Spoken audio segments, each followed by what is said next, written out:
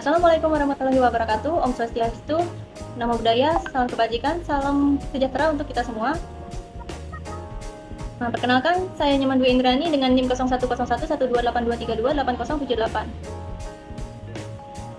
01112823288078. Untuk video analisis mata kuliah Manajemen Keuangan Internasional kali ini, saya akan membahas topik yang sangat relevan bagi investor global, korporasi, dan pembuat kebijakan dengan yang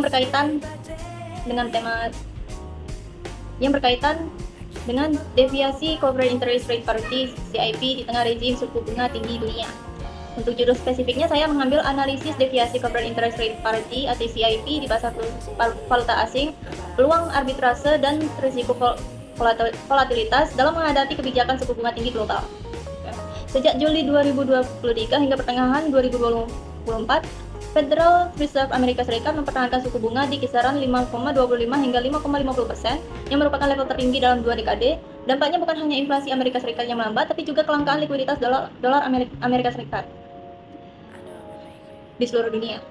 Bank for International Settlements atau BIS mencatat volume harian pasar falas mencapai 7,5 triliun dolar Amerika Serikat. Namun anehnya, hubungan teoritis antara suku bunga dan curve forward tidak berjalan sempurna, yang mana inilah yang disebut deviasi CIP.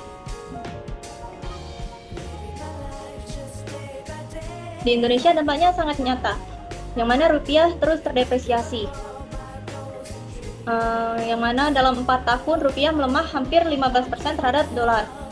Dengan ini, Bank Indonesia merespon dengan mempertahankan BI rate di 6% sepanjang 2024 hingga pertengahan 2025, serta meluncurkan instrumen baru seperti SRBI atau Sekuritas Rupiah Bank Indonesia untuk menyerap likuiditas dan menarik modal asing.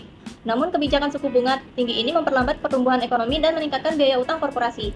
Fenomena ini menciptakan paradoks di pasar keuangan, yang mana secara teori, deviasi CIP harusnya membuka peluang arbitrase. Secara praktik, volatilitas dan hambatan struktural justru membuatnya berbahaya. Oleh karena itu, mari kita pahami konsepnya. CIP adalah fondasi efisiensi pasar falas. Dengan rumusnya, yang mana curve forward sama dengan curve spot dikali dengan 1 plus suku bunga domestik dibagi dengan 1 plus suku bunga asing.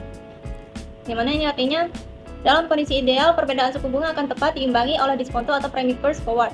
Namun dalam realitas, CIP sering menyimpang. Deviasi ini diukur melalui cross currency basis. Semakin negatif basisnya, semakin mahal pendanaan dolar. Laporan ini mengidentifikasi 3 faktor utama penyebab deviasi CIP. Yang pertama itu regular Basel III, yang mana bank global dibatasi ekspansi neracanya sehingga arbitrase menjadi mahal. Yang kedua, divergensi kebijakan moneter, yang mana The Fed naik secara agresif sementara BOJ dan ECB masih longgar. Yang ketiga itu premi risiko negara. Di Indonesia, risiko kredit dan likuiditas falas lebih tinggi. Lalu, apakah masih ada peluang arbitrase? Secara teori, investor bisa melakukan strategi corporate interest arbitrage. Yang mana contohnya bisa meminjam di Amerika Serikat dengan suku bunga 5,5%, lalu dikonversi ke rupiah spot dengan 16.000 per USD, lalu diinvestasikan ke SRBI dengan return 7%, dan dengan lindung nilai melalui kontrak forward. Misalkan curve forward 12 bulan itu 16.300 rupiah per USD.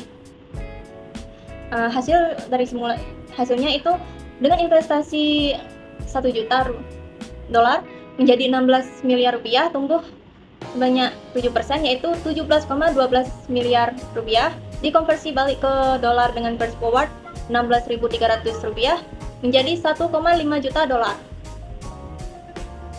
Bandingkan jika tetap dengan nilai Amerika Serikat yaitu 1,5 juta dolar. Selisihnya sangat kecil, apalagi setelah dikurangi biaya transaksi pajak dan risiko rollover, sehingga dapat disimpulkan keuntungan arbitrase nyaris tidak ada setelah biaya real.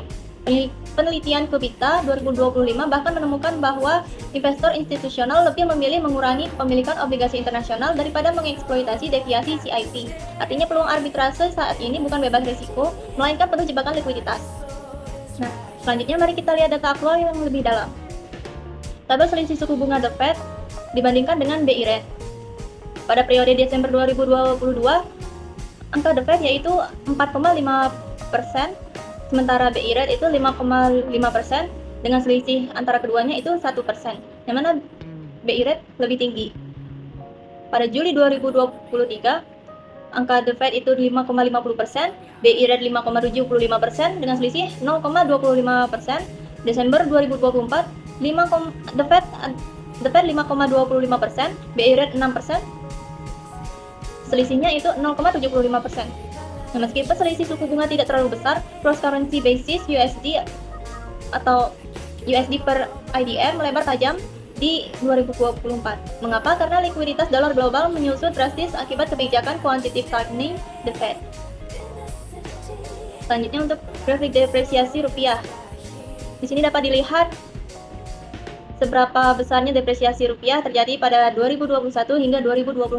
Terlihat bahwa volatilitas kurs tetap tinggi, di mana rata-rata depresiasi 3 hingga 4% per tahun. Inilah yang disebut BPS sebagai determinan penting inflasi domestik melalui imported inflation. Dengan ini Bank Indonesia merespon dengan dua instrumen inovatif, yaitu SRBI atau Sekuritas Rupiah BI, dengan menarik modal asing dengan imbal hasil kompetitif menyerap kelebihan likuiditas rupiah. Yang satunya yaitu SPBI, yang artinya Sekuritas Falas BI, yang berfungsi mengelola likuiditas falas langsung dalam dolar Amerika Serikat. Hingga awal 2025, kepemilikan asing atas SRBI meningkat tajam, namun efektivitasnya tergantung pada kredibilitas Bank Indonesia, kedalaman pasar sekunder, serta koordinasi dengan kebijakan fiskal pemerintah. Yang menarik, pada penelitian studi Joe 2025 dan Kim 2026 menunjukkan bahwa guncangan pada pasar swap kini lebih dominan mempengaruhi kurs USD per IDR daripada selisih suku bunga acuan. Artinya, analisis yang hanya mengandalkan suku bunga tidak lagi cukup, melainkan kita harus memahami pasar derivatif. Terakhir, untuk kesimpulan yang dapat diambil dari laporan ini adalah yang pertama itu ada tingkat deviasi CIP di Indonesia, yang mana persisten dan lebih tajam daripada negara maju, disebabkan oleh regulasi Basel III, kelangkaan dolar, dan premi risiko negara yang tinggi. Yang kedua itu efektivitas arbitrase. Secara teoritis ada peluang, namun secara praktis sulit dieksekusi karena biaya pendanaan dolar, risiko rollover, dan volatilitas kurs yang tinggi. Investor institusional lebih memilih risk reduction daripada arbitrage hunting. Nah, yang ketiga itu risiko volatilitas. Menjadi faktor dominan dalam keputusan investasi asing, fluktuasi rupiah tidak hanya meningkatkan biaya hedging, tapi juga memicu flight to quality dan memperkuat tekanan inflasi melalui exchange rate pass-through. Untuk rekomendasi yang dapat diberikan, khususnya pada 4 kelompok pemangku kepentingan seperti yang pertama yaitu untuk investor dan pelaku pasar itu direkomendasikan agar jangan fokus pada arbitrase CIP dan untuk lebih mengutamakan manajemen risiko. Selanjutnya untuk menggunakan hedging aktif seperti forward, swap, dan opsi. Dan selanjutnya juga untuk memantau perubahan preferensi investor global terhadap dolar Amerika Serikat. Nah, rekomendasi yang dapat diberikan untuk Bank Indonesia itu disarankan untuk memperdalam pasar SRBI dan SPBI untuk meningkatkan kredibilitas kebijakan, mengkoordinasikan dengan kebijakan fiskal agar kebijakan suku bunga tinggi tidak berkepanjangan, lalu mendorong pengembangan pasar derivatif rupiah menjadi lebih liquid.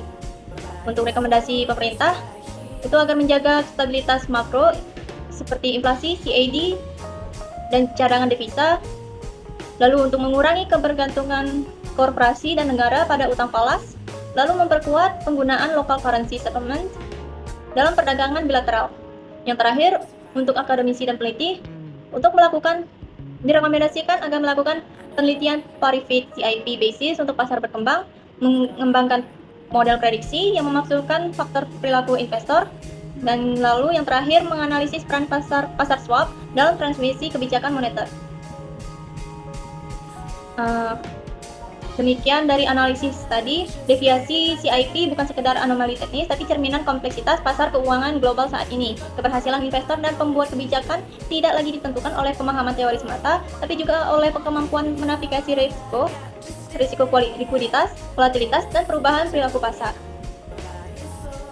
Sekian dari saya, mohon maaf apabila ada kesalahan kata. Saya akhiri, terima kasih.